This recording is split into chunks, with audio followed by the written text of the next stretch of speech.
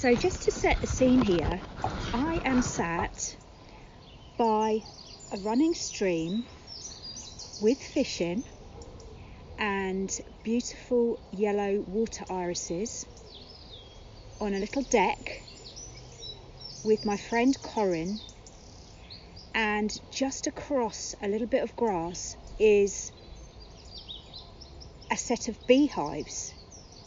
Gosh, where to start? Living with bees. I suppose the thing that comes to mind first of all is how amazing it is to lift the lid off of a hive of managed bees, because that's what they are. Yes. Now, in our wisdom as humans, we can organise the bees. Yes. Always seems a bit bizarre, but there we go. And the smell that lifts off, and a slight sense of warmth that lifts off of the bees, the comb that's inside. And there's a hum, mostly, not always, but mostly there's just this hum of bees doing their thing. Yes. And that the smell that elevates off of the hive is a sort of cross between honey and wax, as you could probably imagine. But there's this warmth and this sound as well that you don't get when you open a honey pot. Yes. And that is quite something different. So to listen to honeybees as you have a peek inside their world is this gentle hum of wings, and it's just magical. It's really magical. And I always feel somewhat of an intruder. So there's a sort of deep respect that you are entering their world. They've organised quite nicely, thank you. And what am I doing, thinking as a beekeeper that I have anything to contribute? And not all bee colonies are friendly.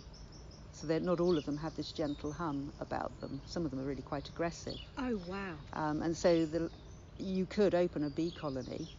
You kind of know it the first time, and they will literally swarm up and stick to you and bombard you. Gosh. Like little kamikaze pilots, you know, they're sort of literally just diving in towards you, and you can feel them hitting against the top of your head and your body. And they're stinging. Wow. They're trying to sting you. One colony that I had that was like that, and literally you take the lid off and they were just up out of the colony and attacking you. Oh, wow. And it was quite intimidating, because they would literally spill out of the colony. It's like they didn't stay in the box, they came up at you. Yes. And I, sort of as someone who does a lot of work psychologically, it's kind of like, so were they scared bees? Mm-hmm. Were they aggressive bees? Because aggressive people tend to be protecting something themselves. So are bees the same? So I'm kind of curious about what propagates an aggressive colony. They say that it's to do with the drone that the queen mates with. Oh. Because the queen will mate on the wing, so you get a virgin queen, hatches, a couple of days roaming around the hive, and then she'll fly. Yeah. And she mates with quite a few drones. I can't remember the exact number, it's to my mind irrelevant. She mates with some drones.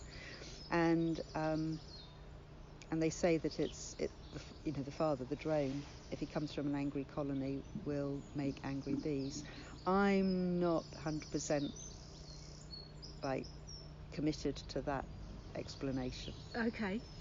But nevertheless, we don't know why some colonies are angry and others in the same apiary will not be. So there's got to be something unique about that colony.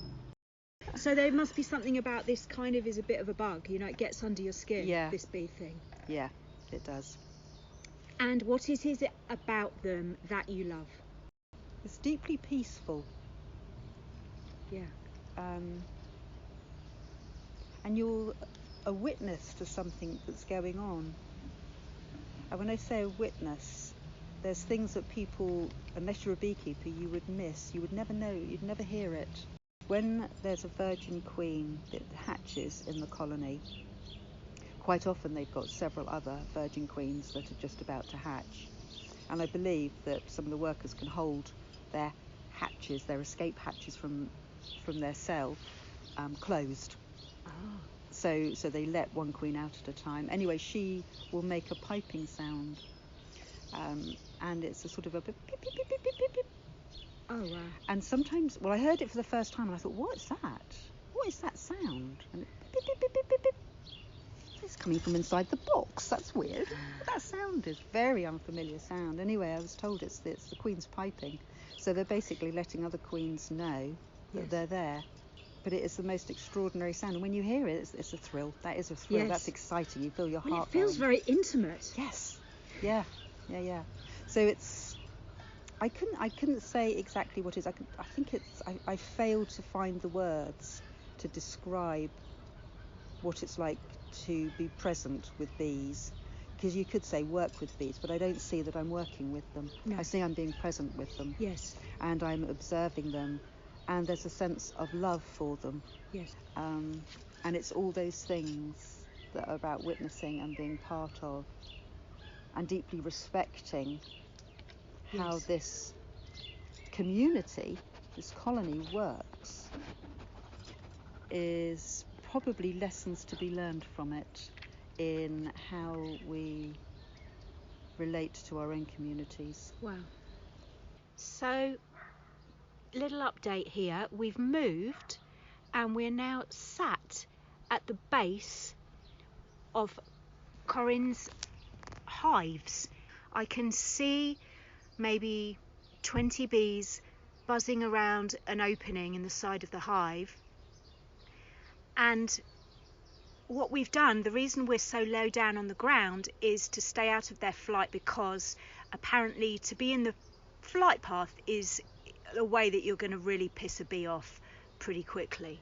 So I'm now completely kitted out. I've got a bee suit on, I've got gloves on, I've got my trousers tucked into my socks so that there's nowhere that bees can get me. And the point of this is so that we can get closer to the hive without worrying.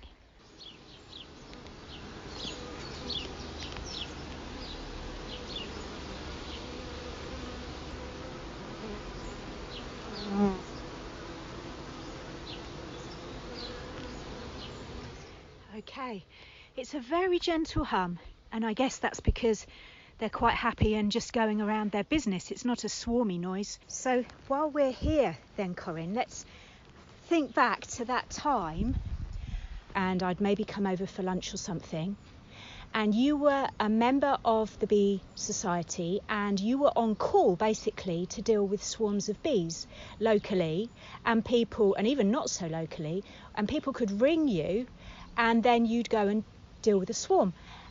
And I was with you having the lunch and the call came. The call came. How exciting. And you said, so the call's come, it's up to you, Sam. I need to go and deal with this. Would you like to come and be my assistant? And I was, yes, I would, and had no idea what was going to happen, other than that I'd get one of these outfits on, which I'm in right now, and we'd go and have an adventure.